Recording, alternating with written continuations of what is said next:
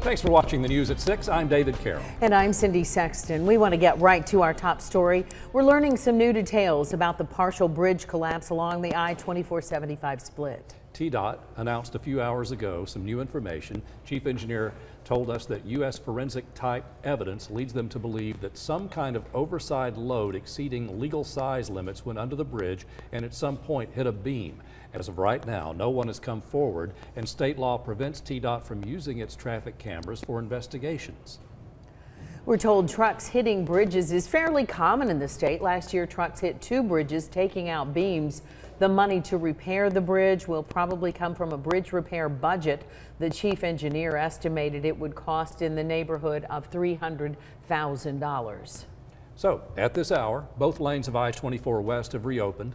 Only one lane of the 75 South overpass is open at this time. So this is the scene right now. It's not perfect, but way better than yesterday. So if your commute takes you through this area, it will take a bit of extra time to get through. As always, be prepared for anything.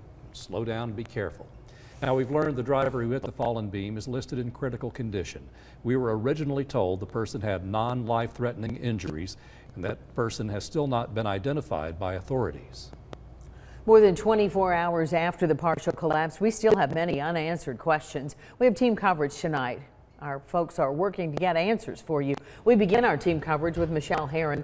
Emergency repairs start on I-75 South at the site of yesterday's collapse. And bridge transportation engineers believe an oversized load hit the bottom of the bridge as it drove under, causing that collapse. Let's go to Channel 3's Michelle Herron live to find out if this is a common situation.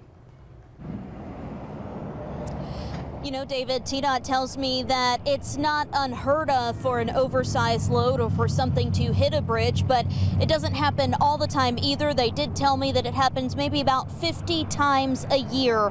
Now, drivers are supposed to report something like that if it happens, but it doesn't always happen. So TDOT is working with Tennessee Highway Patrol to look at cameras and look at way station logs to see if they can track down who's responsible for hitting that bridge.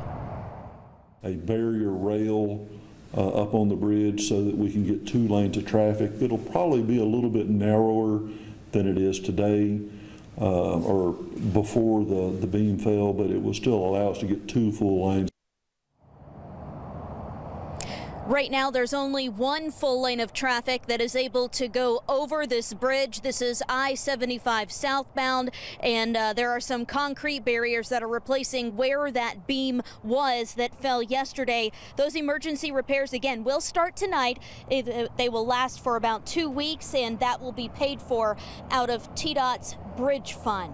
Reporting live in Hamilton County, I'm Michelle Herron, Channel 3 Eyewitness News. Michelle, thank you. Chattanooga police tell us they've responded to 8 crashes within 500 feet of the bridge collapse location since it was inspected last July. Yesterday's crash was the only one involving an injury.